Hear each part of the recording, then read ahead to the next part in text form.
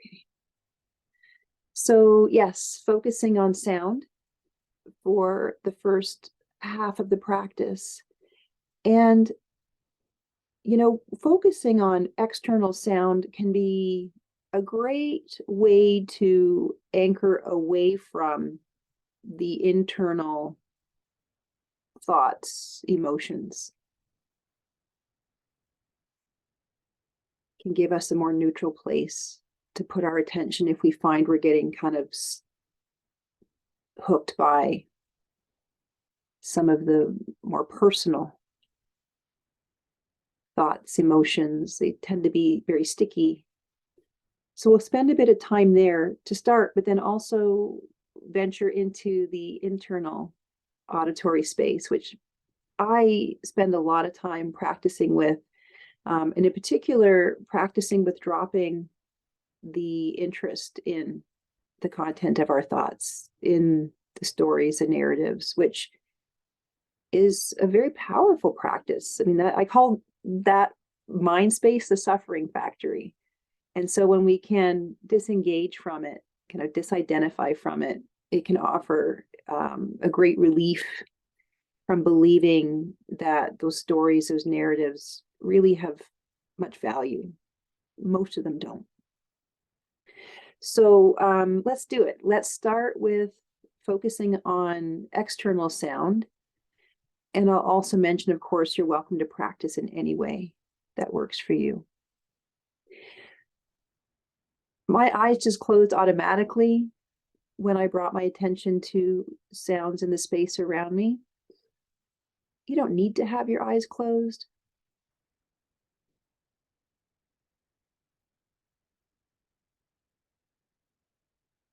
I think having the eyes closed helps us to be able to maintain our focus more easily, but over time in our practice, it could be helpful to start integrating some eyes open practice here and there, because ultimately we want to bring these practices into our day-to-day life.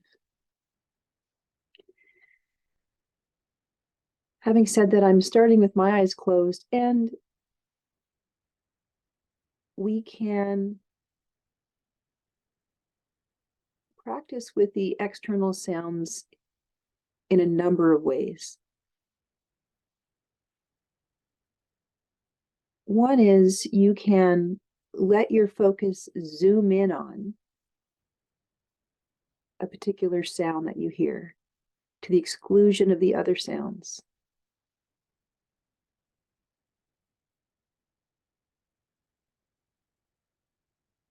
Some sounds will be ongoing. Others, like my voice, will come and go.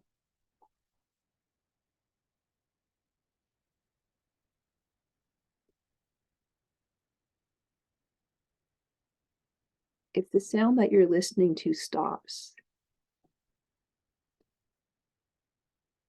you could note that moment as an end or a gone. It's a whole other practice, but it could be interesting to start to notice the endings of sound. And at that point, it's up to you. You can hold your attention in that space where the sound was. See if it picks up again, like my voice will.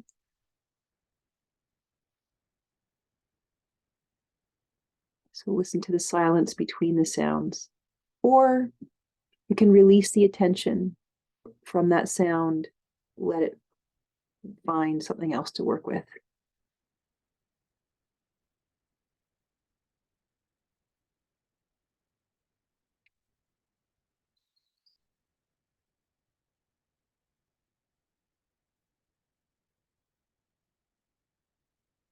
Whether we're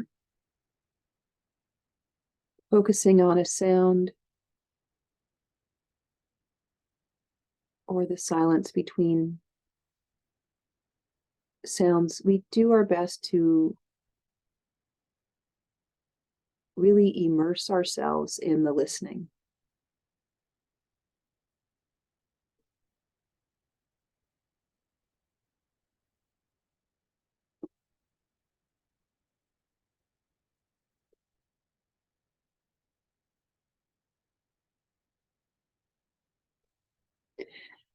Another way we can practice focusing on sound is to really zoom out to cover all of the sound space as evenly as possible.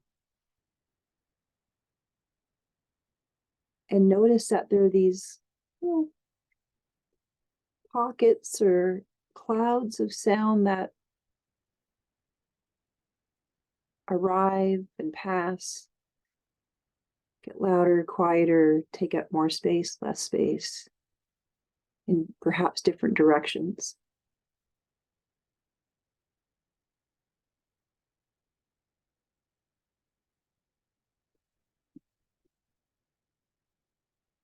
So a much more broad stance.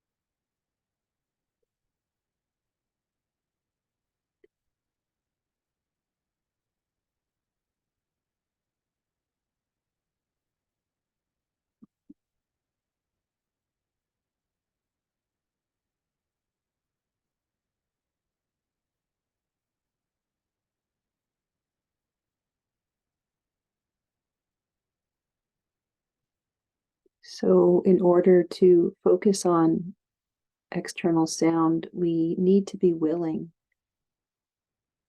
to let the thoughts, physical sensations, visuals,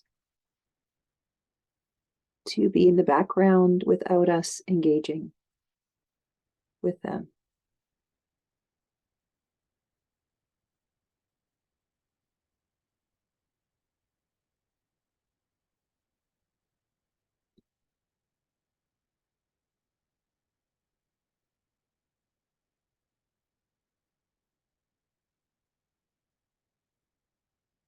So if you notice there's even a subtle kind of resistance to any sensory activity outside of our focus range, you might feel some discomfort in the body, busy mind, an emotional state that's distracting. We might catch there's this little like pushing away.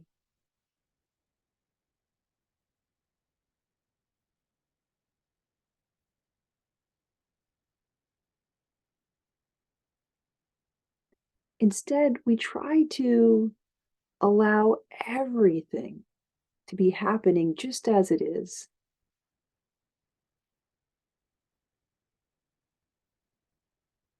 But prioritizing our connection to the sound.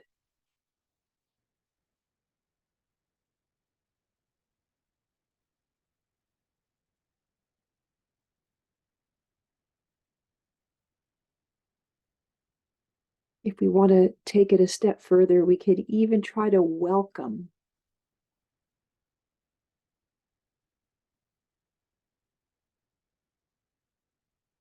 even try to love everything as it is in the background.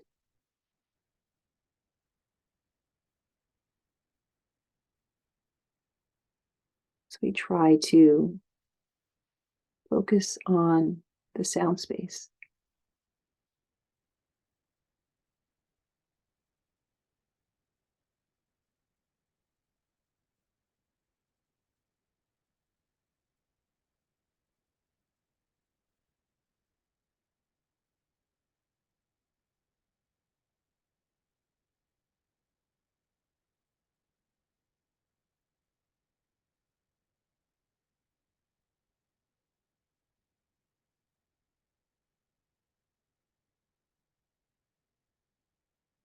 And so just before we transition to focusing on the internal sounds, the mental talk space, while we're here with the external sound, instead of focusing on the sounds themselves, see if we can appreciate the space.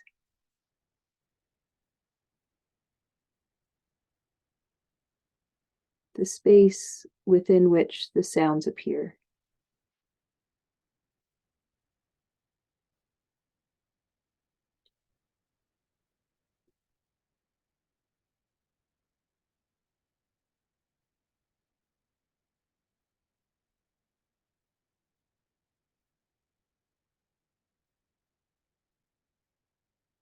And that might seem kind of difficult to contact. That's fine.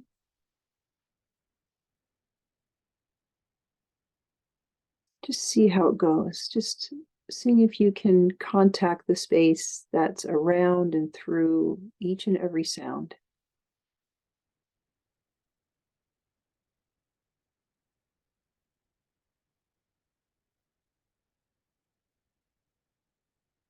And that space may feel like it's around your body. Could be the space of the room you're in. Could be limitless.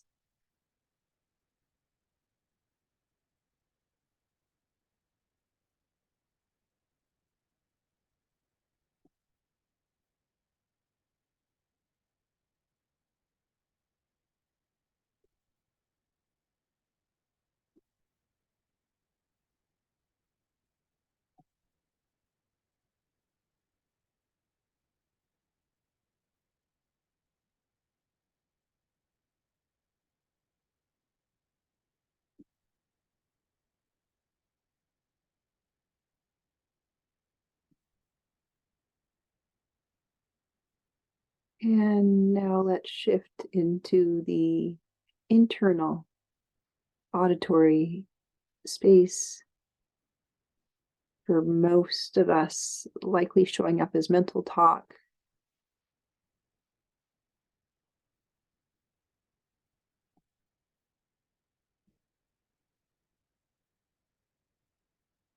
So we're listening for any sounds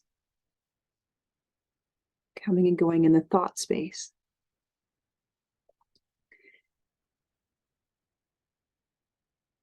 Some people wonder if sounds like, gurgling in the digestive system or the sound of our swallowing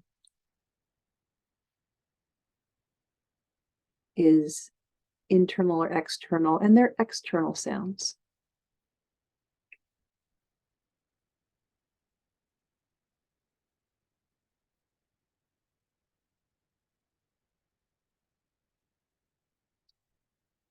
They're sounds we're aware of through our ears. So here we're limiting ourselves to the sounds no one else can hear. So as we turn our attention to the mind space, we may notice, it's pretty busy in there.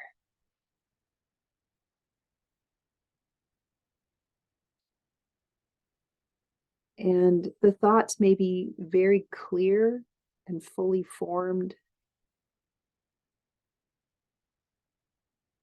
or they may be incomplete and kind of fuzzy, can't quite get a bead on the content. They might be moving quickly or slowly.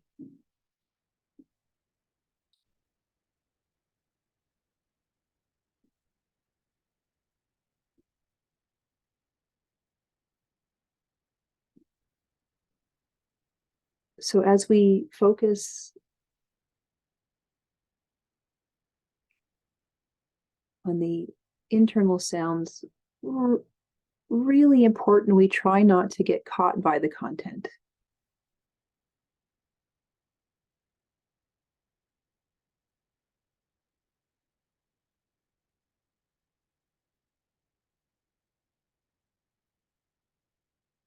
And this can be very challenging depending on what's happening. If we're simply thinking about what to have for lunch later today, it's probably pretty easy to disengage with that thought.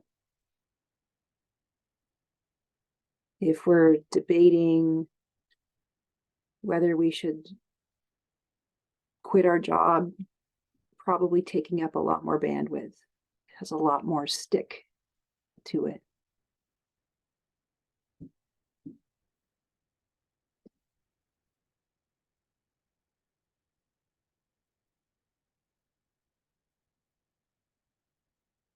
And if we're noticing that we are getting hooked by the narrative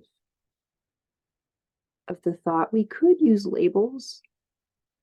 Labels can be a great way to help neutralize that tendency. You could use a label like hear, Hear, is the label Shinzen Young would offer. We're acknowledging that we're hearing sound, regardless of the content, it's sound. But you could use any label that works for you. You could say sound or talk and use that label as often as is helpful for you.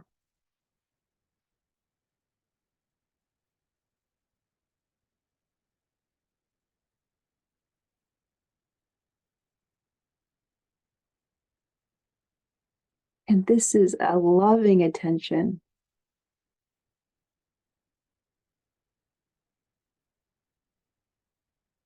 If we had control of our thoughts, we would all float around feeling pretty happy all the time. So whatever's happening in there, we meet it with understanding and compassion.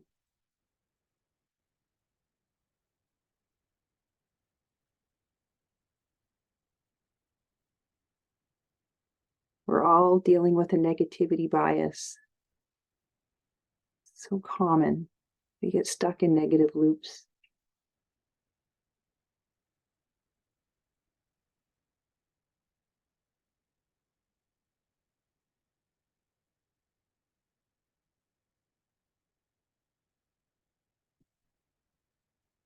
And when we focus our attention in this way, it's quite common that it gets quieter.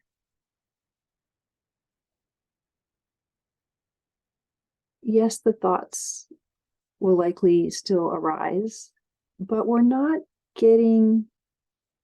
hopping on that train of thought. We're not feeding the thought with our attention, our energy, so it's not multiplying.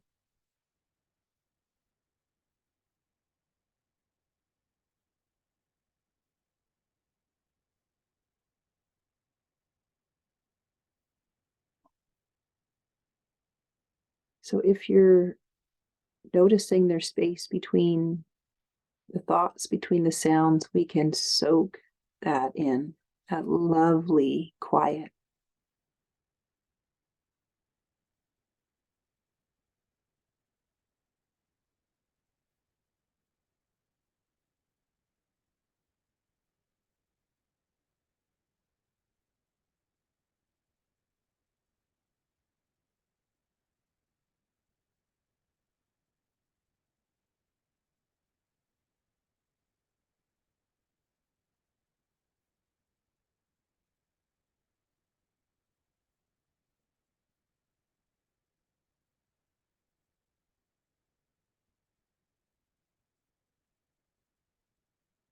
And if the labeling is helpful for you and you're noting quiet, you could use the label rest.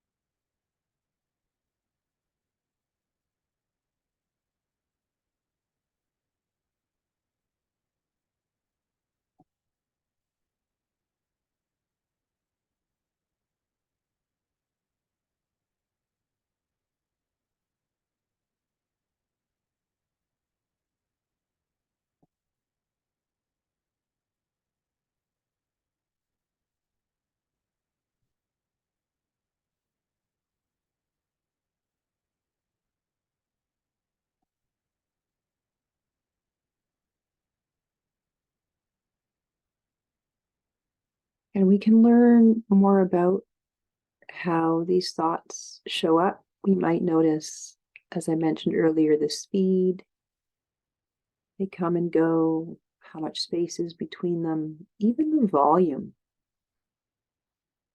even the tone, even the space they take up. Where, when there's mental talk, where do you seem to hear that happening? Is it inside your head? Is it just outside your head? Is it somewhere else?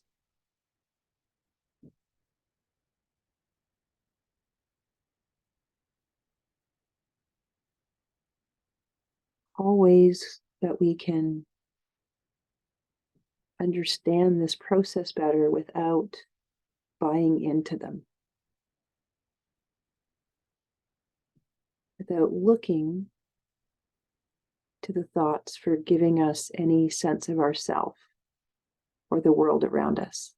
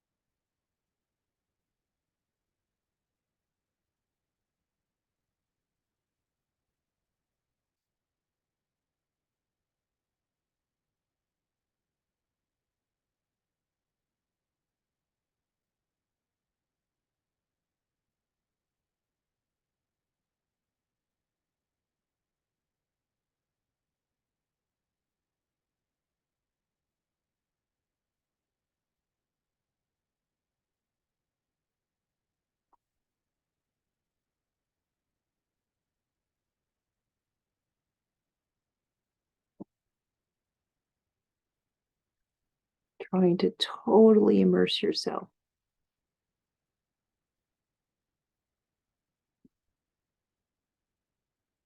in the listening to this inner space.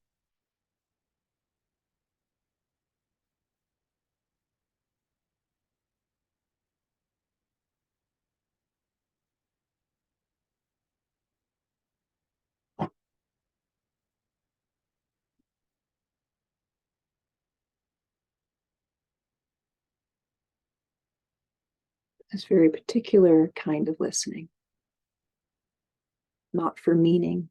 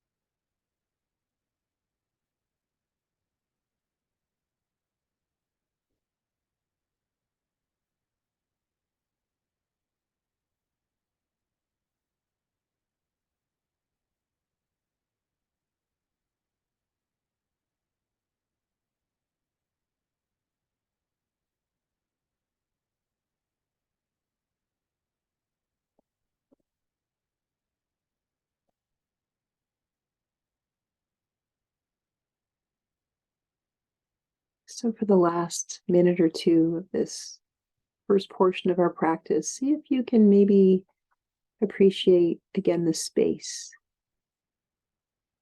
within which the auditory thoughts come and go.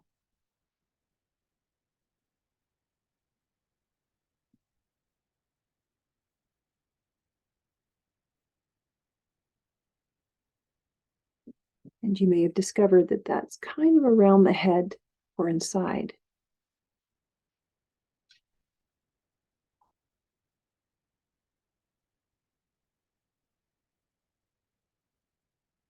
So even if thoughts are continuing to show up, trying to notice the space more so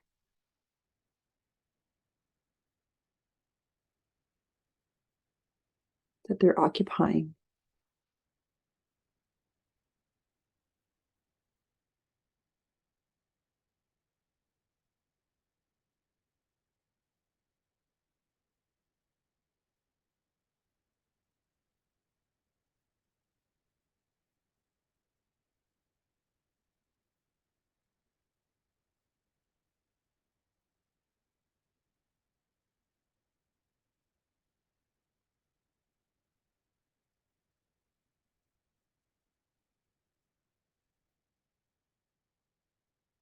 Okay, so we're just coming on to our halfway mark for the practice. If you feel like you need a little stretch,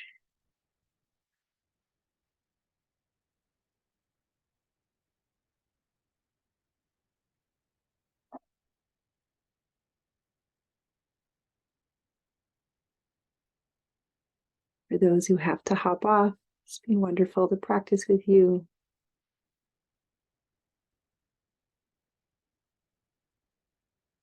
And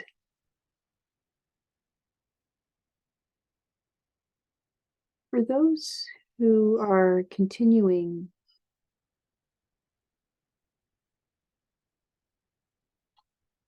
perhaps we can try to stay connected to the auditory space, but all of it, inside and outside, all sound space.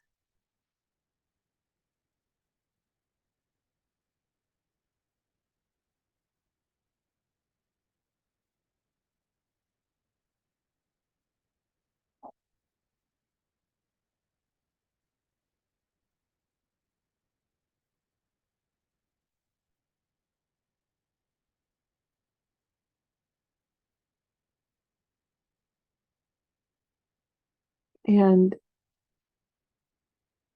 just as we did with the thoughts, we'll try to also let any external sounds come and go without needing to identify them, to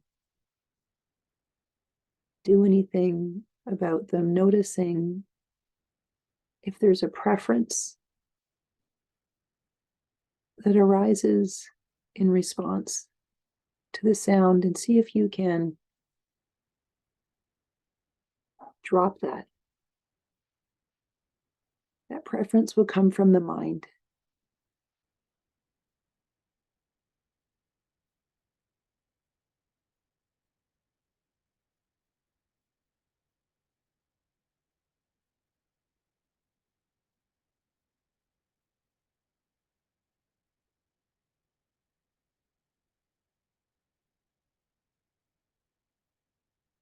Although, having just said that out loud, I imagine there's certain sounds that the body may just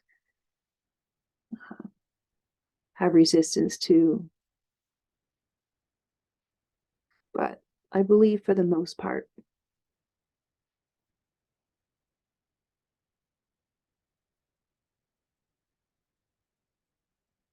judgments of nice or annoying, good or bad, come from the mind.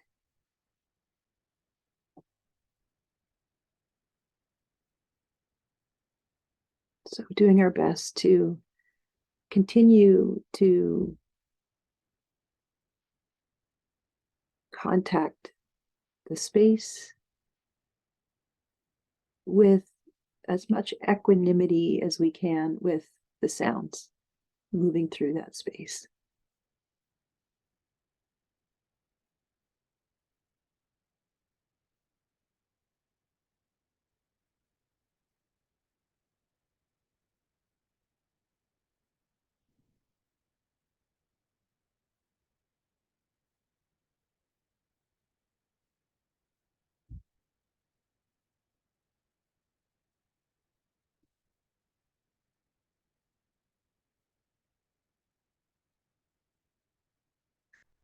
And as a way to move toward less and less efforting during this practice, I'm going to invite you to take a more receptive stance to the sound space. So instead of kind of putting our attention out, directing it, just allowing the experience of the space to come to you.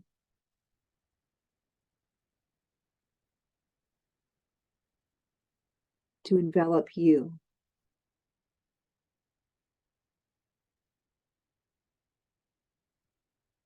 Perhaps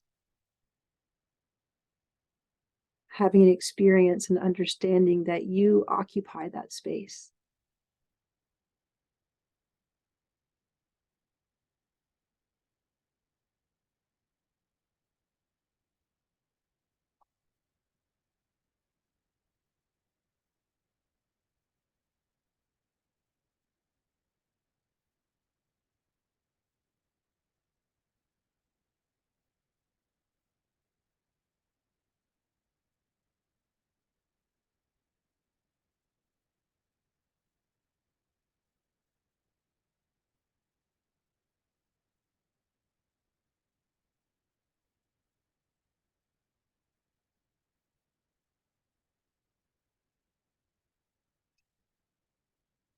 And there's nothing to do.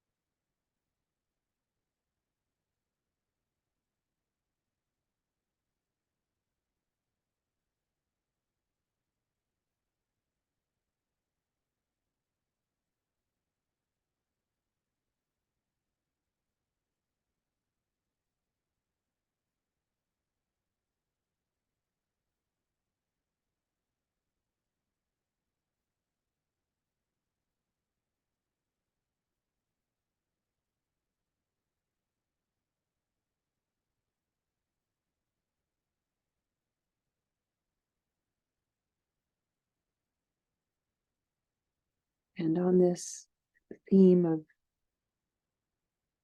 space, notice if the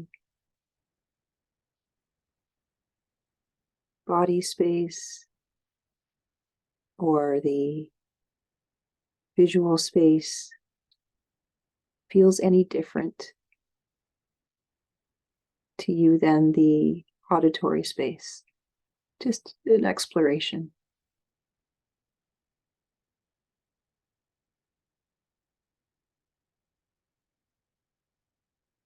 Or is it just space within which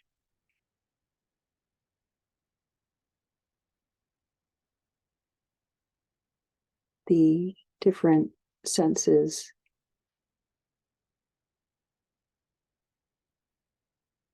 arise and pass, the sights, the sounds, the feelings,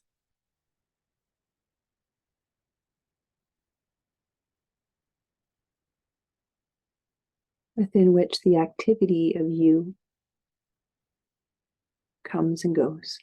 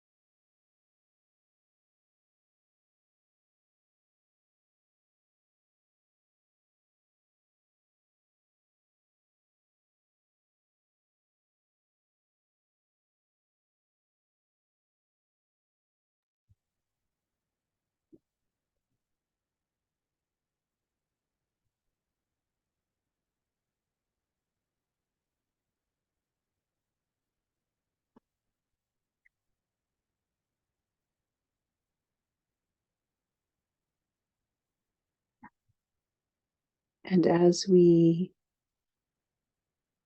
maintain our attention with this space within which all this phenomena comes and goes, we may notice now and then that our attention gets tugged to activity in the mind, showing up as sound or image. It may get tugged to a particular body sensation,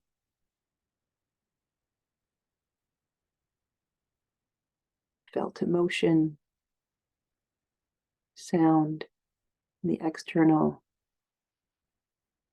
And that tends to contract our attention. It narrows our attention.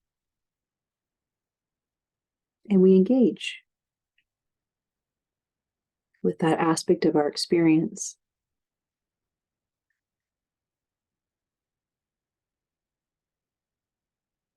If that happens for us, as soon as we notice, we do our best to relax the attention back open.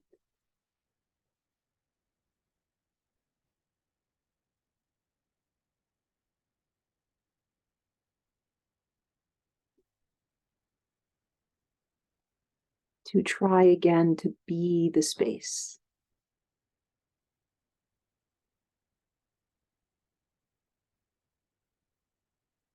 The emptiness.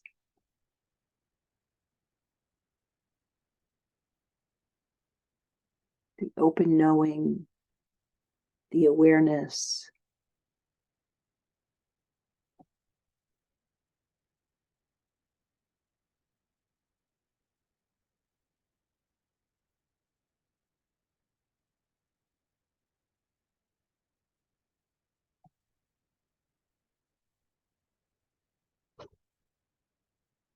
And this is one way we can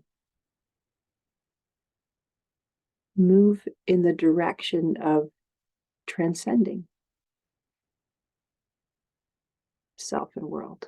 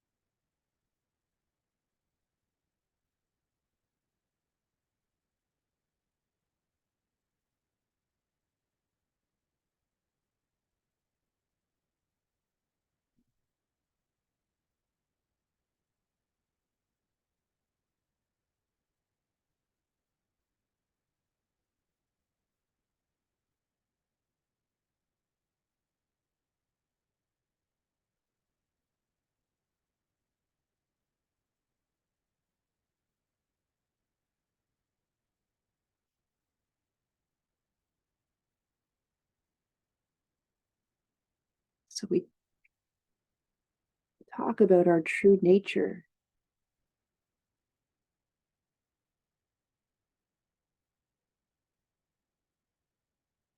as being deep equanimity, peace, stillness, love. And you may be getting flavors of that.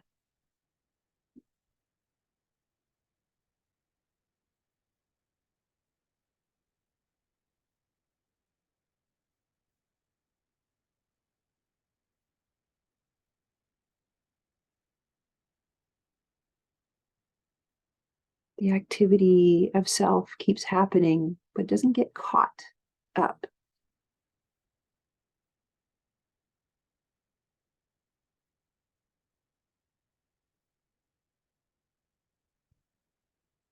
From this experience of space, there's no need to interrupt the flow, to interfere, to object.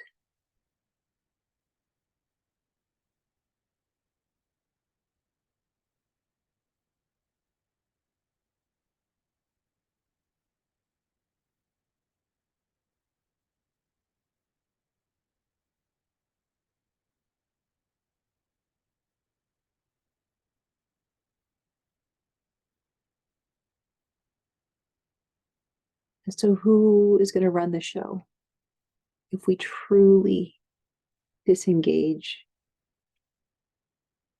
from the mind?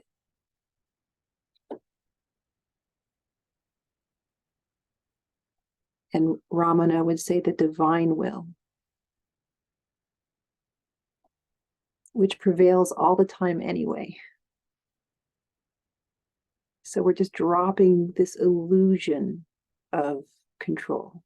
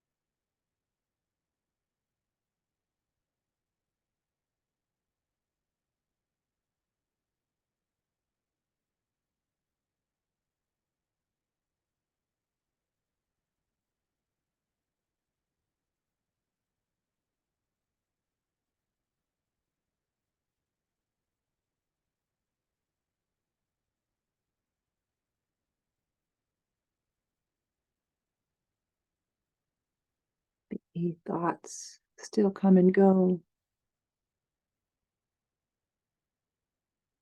Sensations, emotions, but they may feel less dense. They may feel thinner.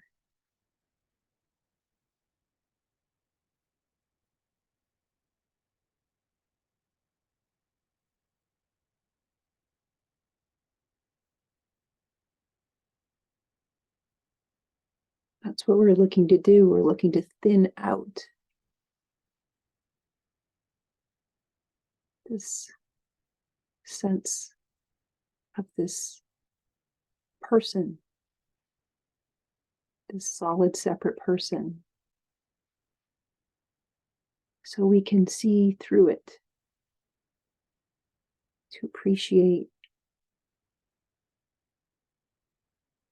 what we are, this pure consciousness.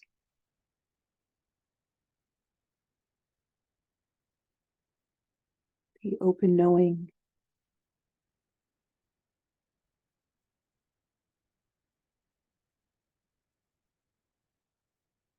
And more we appreciate the emptiness of the character, personality, the conditioned self. Just seeing it for what it is, not looking to it to get a sense of what we are.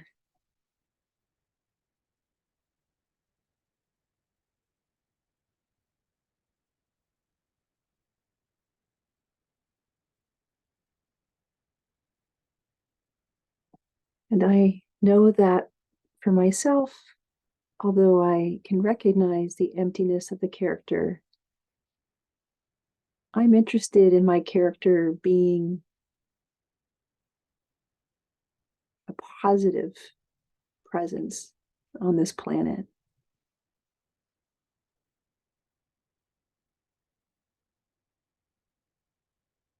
So for the last few minutes of the practice together, if you would like to join me in a heart practice,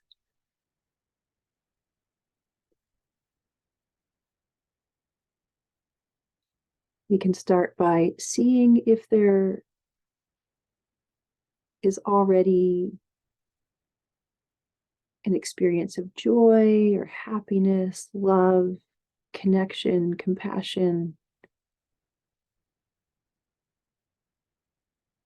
inspiration already present. Maybe noticing how that is showing up for you, especially in the body, and inviting it to spread.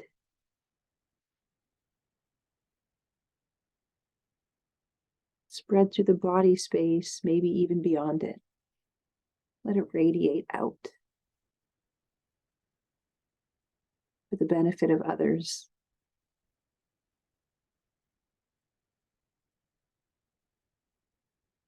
And if that positivity is not present for you, that's fine. Maybe you could cultivate some in this moment by bringing to mind people. I often bring to mind my dog to cultivate feelings of joy. Could be places in nature that you visit. Could be a spiritual icon. Really anything.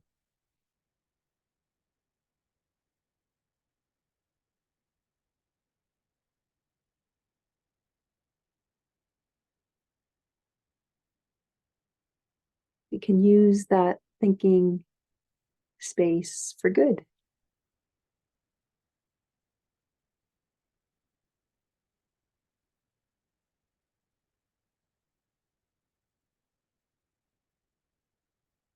To connect with, to help tenderize,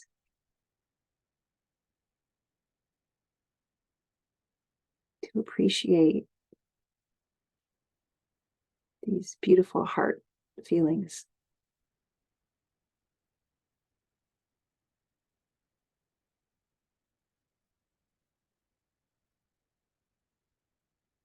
And when I say tenderize, it's